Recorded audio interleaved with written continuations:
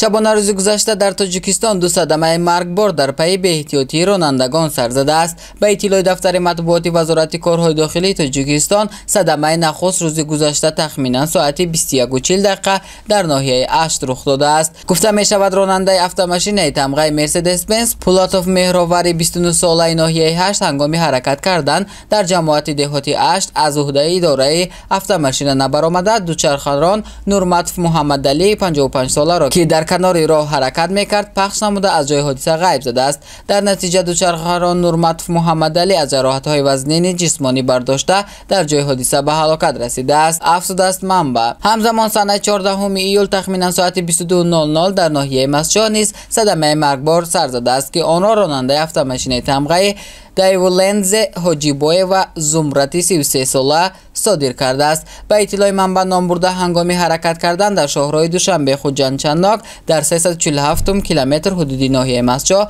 از عهده اداره افت نبرآمده دوچرخه‌ران میرزایف عبدالرشید 49 ساله ساکن جماعت دهاتی پولدارکی این ناحیه را پخش کرده است. در نتیجه دوچرخه‌ران میرزایف عبدالرشید جراحت وزنین جسمانی برداشته در جای حادثه به هلاکت رسیده است. وزارت کارهای داخلی میگوید از روی این حادثه تحقیقات ادامه دارد.